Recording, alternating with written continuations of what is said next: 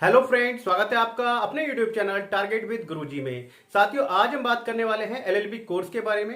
LLB के बारे में पूरी तरीके से जानेंगे कि इसके लिए एडमिशन प्रोसीजर क्या रहता है, इसके लिए हमें एंट्रेंस एग्जाम कौन सा देना होता है, किस तरीके से हमें गवर्नमेंट कॉलेज या गवर्नमेंट यूनिवर्सिटी मिल सकती है, इसको करने के बाद में क्या हमारा कैरियर स्कोप रहता है, यानी कि हमारा जो कैरियर है किस तरीके का रहता है एलएलबी करने के बाद में। तो पूरी डिटेल में मैं आपको पॉइंट टू पॉइंट एक्सप्लेन करने वाला हूं। आज की वीडियो बहुत खास होने वाली है, काफी अच्छी तरीके से मैं आपको डिटेल में एक्सप्लेन करने वाला हूं।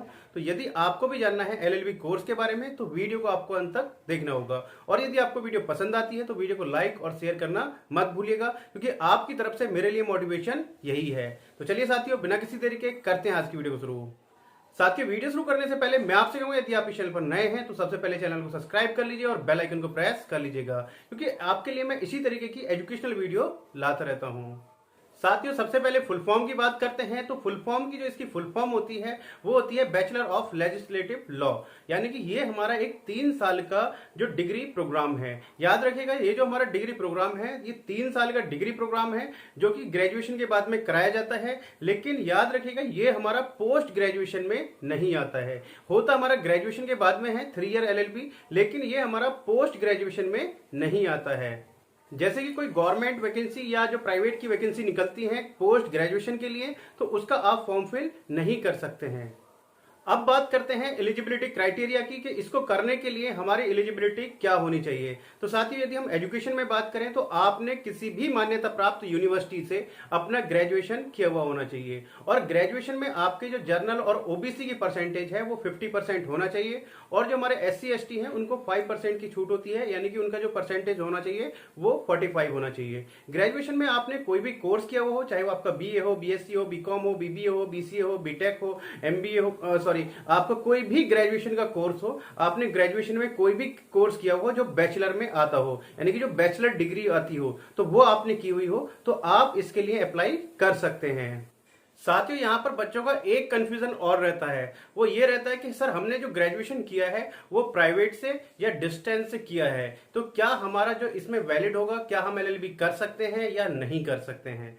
तो साथियों, आपको इसमें किसी भी तरीके की सोचने की जरूरत नहीं है। आपने चाहे प्राइवेट से किया है या डिस्टेंस से किया है या ओपन से किया है, ऐसा कुछ नहीं है। कहीं पर भी ऐसा जो मेंशन नहीं होता है कि आप एलएलबी में एडमिशन नहीं ले सकते हैं, यानी कि आप पूरी तरीके से एलिजिबल हैं। आपने चाहे डिस्टेंस से किया है, रेगुलर से किया है, प्राइवेट से किया है, ओपन से किया है, कोई फर्क नहीं पड़ता है। सिर्फ और सिर्फ वो यूनिवर्सिटी आपकी लीगल होनी चाहिए, और वो जो यूनिवर्सिटी है वो यूजीसी से अप्रूव्ड होनी चाहिए, यानी कि जो आपकी डिग्री है वो वैलिड होनी चाहिए, मान्यता प्राप्त होनी चाहिए। फिर चाहे वो रेगुलर से है, प्राइवेट से है, डिस्टेंस से है, वो फर्क नहीं पड़ता है। तो साथियों, ये चीज बिल्कुल आपको क्लियर होनी चाहिए।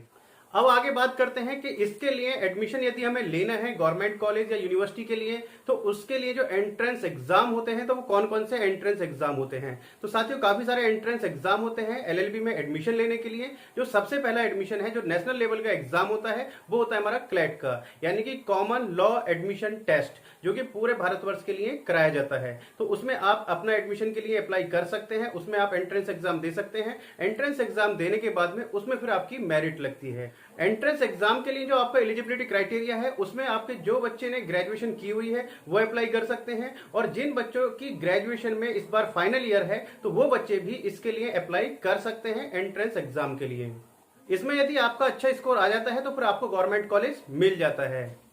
इससे आगे जो हमारा नेक्स्ट एंट्रेंस एग्जाम है वो है ऑलिट, यानी कि all India law entrance test, जो कि पूरे भारतवर्ष के लिए ही कराया जाता है। इसमें भी आप अप्लाई कर सकते हैं। यदि आपका अच्छा स्कोर आ जाता है तो उसमें भी आपको गवर्नमेंट कॉलेज मिल जाता है। इससे आगे बात करें, जो अपनी अलग अलग यूनिवर्सिटीज हैं, अलग अलग स्टेट में यूनिवर्सिटीज हैं, जो आपका सेंट्रल यूनिवर्सिटी है, तो वो क्या कराती हैं, अपना एंट्रेंस एग्जाम भी कराती हैं। जैसे यदि हम बात करें दिल्ली की, तो दिल्ली में DU यूनिवर्सिटी भी अपना एंट्रेंस एग्जाम कराती है लॉ एडमिशन के लिए। तो यदि आप अच्छा स्कोर कर लेते हैं उसमें एंट्रेंस एग्जाम में, तो आपको जो DU के गवर्नमेंट कॉलेज हैं वो मिल जाते हैं।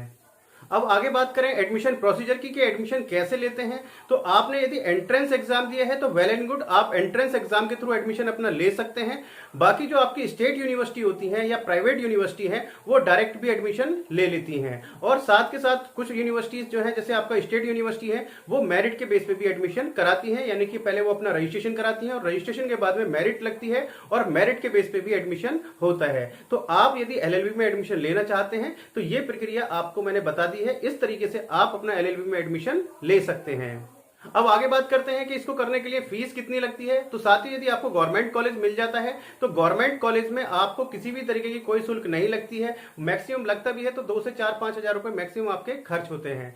और यदि हम प्राइवेट की बात करें तो प्राइवेट में जो इसकी फीस लगती है वो मिनिमम फीस 30,000 रुपए से लेकर और 1 लाख रुपए तक फीस रहती है। मिनिमम फीस जो पर ईयर की फीस है तो वो आपकी जो मिनिमम फीस है 30,000 रुपए और मैक्सिमम फीस आपकी 1 लाख रुपए तक रहती है। तो यदि आप किसी अच्छे कॉलेज से करना चाहते हैं तो उसमें फीस अच्छी खासी रहती है प्राइवेट कॉलेज में। यदि आपको गवर्नमेंट कॉलेज मिल जाता है तो वहां पर आपको कोई ज्यादा खर्च करने की आवश्यकता नहीं पड़ती है। इससे आगे बात करते हैं कैरियर ऑप्शंस कि कैरियर ऑप्शंस क्या क्या हमारे पास होते हैं। तो साथियों, जब आप एलएलबी अपना कंप्लीट कर लेते हैं 3 ईयर एलएलबी, तो उसके बाद में आप जो है जज का एग्जाम दे सकते हैं, यानी कि पीसीएसजे का एग्जाम दे सकते हैं आप। उसके बाद में यदि एग्जाम क्लियर कर लेते हैं, यदि आप एग्जाम क्लियर करने के बाद में जो भी इंटरव्यू, जो भी आपकी जो प्रक्रिया होती है उसको यदि आप पूरा कर लेते हैं तो उसके बाद में आप एज अ जज बन सकते हैं। इसके बाद में यदि आप वहां तक नहीं पहुंच पाते हैं तो गवर्नमेंट जो वकील होते हैं, जो गवर्नमेंट एडवोकेट होते हैं, तो वो भी आप बन सकते हैं। उसके लिए जो फॉर्म निकलते हैं उनको फॉर्म को फिल करने के बाद में, एग्जाम क्लियर करने के बाद में आप गवर्नमेंट एडवोकेट भी बन सकते हैं। इसके बाद में आगे बात करें जो कंपनीज होती हैं, जो आपकी प्राइवेट कंपनी होती है या गवर्नमेंट कंपनी की भी हम बात करें, जो गवर्नमेंट में भी वैकेंसी निकलती है जो आपका लीगल एडवाइजर के लिए है, तो वहां पर भी आपकी वैकेंसी निकलती है। तो वहां पर भी आप legal as a legal adviser भी कंपनी के बन सकते हैं।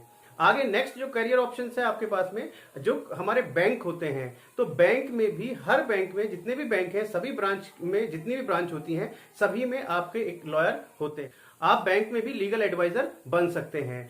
जितनी भी आपकी प्राइवेट फर्म होती हैं उनमें आप लीगल एडवाइजर बन सकते हैं। यदि आप अपना एज अ चैम्बर खोलना चाहते हैं तो आप अपना एलएलबी करने के बाद में, बार काउंसिल ऑफ इंडिया से अपना रजिस्ट्रेशन कराने के बाद में, आप अपना जो है रजिस्ट्रेशन करा के आप एज अ एडवोकेट भी बन सकते हैं। और यदि आप एज अ सीए हैं तो भी आप अपना एलएलबी कर सकते हैं, क्योंकि उससे आपको बहुत ज्यादा बेनिफिट मिलता है। तो साथियों, यदि हम बात करें एलएलबी करने के बाद में तो कैरियर काफी अच्छा है, क्योंकि आपको वैसे भी यदि आप एज अ लीडर हैं या आप जो है पॉलिटिक्स में आप अच्छी खासी की पोजीशन है, पॉलिटिक्स में है या पॉलिटिक्स में जाना चाहते हैं तो आपको लॉ करना चाहिए, क्योंकि कम से कम आपको जितने भी आपके संविधान है, सब सारी चीजों के बारे में, आपके जितने भी हक हैं, तो वो सब सारी चीजें आपको पता चल जाती है। तो साथियों, मैं आपको एडवाइस करूंगा कि यदि आप इस तरीके की फील्ड में हैं तो आप एलएलबी कर सकते हैं। काफी अच्छा कैरियर है, काफी अच्छी फील्ड है, तो आप एलएलबी कर सकते हैं। एलएलबी करने के बाद में आप एलएलएम कर सकते हैं। एलएलएम करने के बाद में एज आप टीचर बन सकते हैं, प्रोफेसर बन सकते हैं, जो कि आप एलएलबी करने के बाद में, जब आप एलएलएम कर लेंगे तो एलएलएम करने के बाद में एज आप टीचर बन सकते हैं, प्रोफेसर बन सकते हैं, आप एलएलबी वाले बच्चों को पढ़ा सकते हैं। तो बहुत सारे आपके पास कैरियर ऑप्शंस हैं, तो आपके लिए बहुत सारे कैरियर ऑप्शंस हैं जो आपको मैंने बताए हैं। तो साथियों, ऑलमोस्ट मैंने सब सारी चीजें आपको क्लियर कर दी है। आपको मेरे द्वारा दी गई जानकारी कैसी लगी मुझे कमेंट करके एक बार जरूर बताइएगा। और यदि आपका अभी भी कोई डाउट या क्वेश्चन रह गया है तो आप मेरे से कमेंट बॉक्स में पूछ सकते हैं। मैं जितने जल्द से जल्द होगा उसका आंसर या उस पर वीडियो बनाने की पूरी कोशिश करूंगा। तो चलिए साथियों, मिलते हैं नेक्स्ट वीडियो में कुछ नई अपडेट के साथ में। तब तक के लिए जय हिंद, जय भारत।